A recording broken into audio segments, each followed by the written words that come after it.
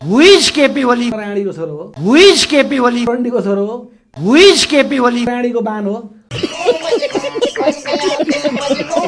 हामी आन्दोलनमा उत्रिनु पर्ने हो कि चुनावमा सहभागी हुनुपर्ने हो? हामी यहाँ चुरी ल्याएर बसेको छौँ। क्यों रे डराइस न हावा गयो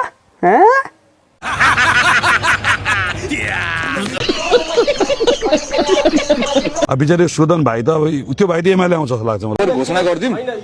नेकपा एमालेको अध्यक्ष फेरि पनि केपी शर्मा ओली नै हो।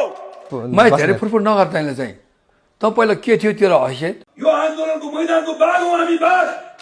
तँ दुध बेच्ने थियो आज कहाँ छ त्यहीँ बस्छु लार बस। तिमीहरू दलालहरूलाई देखाउने नै हो। गुन्डुकमा बसेर चाहिँ मान्छेलाई म बाघमा को आउने रे मुजी। दुर्गा पर्साई जस्ता बहुला कुकुर जो घुकिरहेका छन् रेबी लागेका कुकुरहरू त्यो शब्दै प्रयोग नगर। कर कर कर कर कर कर इनसे कान का जरा फुटने गरिदिनु पर्ने क्या। बड़ा हरामी हो बेटा। ओपन खेलौँ न रिङ कोरेर खेलौँ महेश बस्नेत्र म।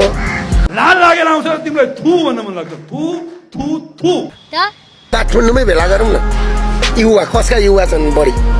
यस्ता मान्छेको त नाम लिँदा पनि कुल्ला गरेर मुख थुक्नुपर्छ। हेरौँ न कति मान्छे आउँदो रहेछ। मेरो अगाडि पऱ्यो भने एकपल्ट दिँदाखेरि 3 इन्ची सारिदिन्छु त्यसलाई म। गराको को गरा तल भन्छ कि माछालाई मैले त्यो राङ्गा 3000 मारेछ मैले हान्यो भने मान्छे मर्छ बाबु। मै हो क्या अरे 5-7 जिल्ला जाँदाखेरि ढुङ्गा खाएर आएको मान्छे। ठुक्कै मान्छे मै हान्न आउँछ मुजी को आउँछ हेर्छ मुजी पुरा लिएर आउँछ त पनि लिएर बस मुजी। भाई साहब कुछ ज्यादा नहीं हो गया ये? बाख्रे कहाँ छ बाख्रे? मेरो नाम गगन कुमार थापा हो। ठक दसको बाख्रा चोर जनकपुरमा भेट्ने भए जनकपुरमा भेटौँ, वीरगञ्जमा भेट्ने भए वीरगञ्जमा भेटौँ। आफै आउनु पर्यो। अब प्रधानमन्त्री भन्छ ठक दसको बाख्रा चोर प्रधानमन्त्री भन्छ। म त ग्रिनर मुझे बम बोकेर जान्छु के होस् मलाई चाहिँ नचलाऊ भन्छ के। जे जति कुराहरू बताउनु पर्ने कुराहरू बताइसकेको छु। अब यति गरौँ। भ्रष्टाचार गर्यो भन्ने हल्ला गरेर हुँदैन। कहाँ भ्रष्टाचार गर्यो, केमा कमिसन खायो, केमा घुस खायो, केमा भ्रष्टाचार गर्यो। रुको जरा सबर करो। यहाँ जति पनि यो तपाईँले देख्न सक्नुहुन्छ यहाँ यो धुलोहरू छन् यो जलेको यो सबै नेपाली नोट हो। यो कति टिप्ने नेपाली कांग्रेसका सभापति एवं 5 पटक यो देशले प्रधानमन्त्री बनाइसकेका शेरबहादुर देउवाको घर यो चाहिँ एकदम फेक भिडियो बनाएर मेरो खिलाफको चाहिँ एउटा चाहिँ प्याकेट किसिमको बनेको छ। के बोला तूने? शेरबहादुरको घरबाट पैसा निस्किएको देखाएको थियो नि, त्यो अर्कै देशमा कहीँ कतैको के बनाएर त्यो एआई भन्छ आजकल, त्यसले फोटाहरू बनाउँछ त्यसले हाल्छ। के बोले भाइ? अब के बोले? भोसडी के मदर चोद बहन के लोडे। उहाँहरूको छोरा पनि उहाँहरूले पाउनु भएको होइन, एआईले पाइदिएको। उहाँको अस्ति बिहा भएको पनि एआईले पाइदिएको, त्यो घर बनाएको पनि एआईले पाइदिएको, 5-6 चोटि त्यो प्रधानमन्त्री भएको पनि त्यो एआईले बनाइदिएको।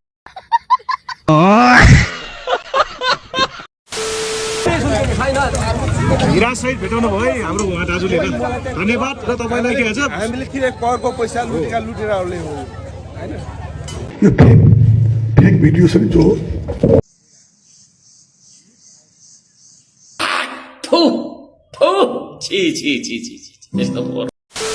दिने दौरानमा चाहिँ नि मेरो गालामा झिङ्गा बसेको विषयलाई चाहिँ नि म यसको मुखमा झिङ्गा गयो भन्ने ढङ्गले त्यो फोटो मिलाएका छन्। यो चाहिँ फेक भिडियो बनाएर मेरो खिलाफको चाहिँ एउटा चाहिँ प्याकेट किसिमको बनेको छ। फेक एआई हो कि के हो? त्यो अरूको घरमा देखिएको पैसा यो प्रचण्डकोमा देखियो भनेर प्रचार भयो, तर प्रचण्डकोमा देखिएको भनेको 1 लाख रुपैयाँ।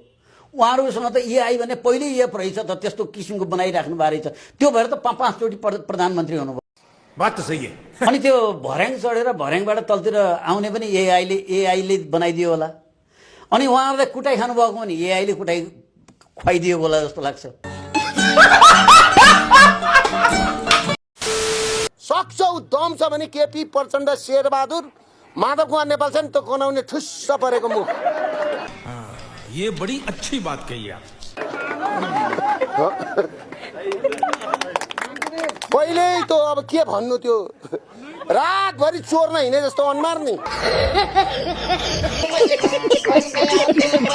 पर्यो भन्दा नि मेरो अगाडि पर्यो भने म 3 इन्ची सार्ने गरी Gen Z is an age group, but people of all age group. अरे कहना क्या चाहते हो? Age group. अथवा भूत प्रेतको इनर्जी बोकेर आफूलाई सेलिब्रेटी भन्नेहरूको डिजाइन अझै लाज छैन यत्रो बच्चा मारेर अझै ठुलो स्वर गर्ने यत्रो सानो बच्चाहरूलाई गोली हान्ने अझै ठुलो कुरा गर्ने मान्छे मार्न पाइन्छ को हो त्यो? कसले गरे हो? तिम्रो के हो यार? साला यति कमिना कुत्ता निस्किए नेपालीहरू भनेर मैले सोच्नु सकेको छैन यार। रबरको गोली मात्रै चले हो, अरू होइन। त्यत्रो जनतालाई गोली हान्ने, जनता सरकारलाई गोली हान्ने हुकुम दिनलाई अनि बाहिर पर्चा राख्न छोड्थे नि। प्रधानमन्त्रीले न गोली चलाउने आदेश दिन्छ न थाहा पाउँछ। प्रधानमन्त्रीलाई थाहा छैन अरे त्यस्तो कुकुर पनि प्रधानमन्त्री हुन्छ? कस्तो मानेर रहेछन् नेपाली जनताले। मलाई थाहा छैन अरे ल गोली हान्ने आदेश दिने चाहिँ त्यही चण्डाल हो। 75 जना नेपाली युवाको हत्या कसले गर्यो? विदेशीको डिजाइनमा विदेशीका दलालहरू।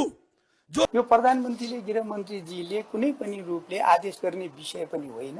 हुँदा त्यो गोली हामीले हानेको होइन, कसले हान्यो, कहाँबाट हान्यो भन्नेसम्मका तर्क गर्दै गर्दै हामी कस्ता पनि तर्क गर्न थाल्यौँ भने यो सबै देशी विदेशीहरूको षड्यन्त्र हो। उनीहरूको चाहिँ योजनाबद्ध आक्रमणबाट यस्तो भएको हो। जेनजी भनेकै आतङ्क जसरी हिजो वैशाल आतङ्ककारी थियो, हिजो माओवादी आतङ्ककारी, क्रान्तिकारीहरूलाई उनीहरूले आतङ्ककारी देखिरहेछन्। यो चाहिँ क्रान्तिपछि बनेको सरकार हो, एकार होस्। यदि कुनै व्यक्तिले प्रधानमन्त्री जस्तो पदमा भएर मलाई थाहा छैन भनेर भन्छ भने त्यस्तो व्यक्तिलाई कुनै पनि राजनीतिक पदमा छेड भएर बस्ने पनि नैतिक अधिकार हुँदैन। तिम्रो बाउका हिम्मत छ भने केपीओललाई गिरफ्तार गर। ठुलो भ्रष्टाचार भनेको न्यायालय मात्रै हो। यिनलाई बिगार न्यायालय हो। न्यायालय न्याय दिने भने यिनी बिग्रिने थिएन। शहीदहरूलाई नेपालीको अनुहारमा हाँसिरहेको उनको बासा स्वर्गीय लोकमा जहाँ उनी बाँचिरहेको उनको बासा स्वर्गीय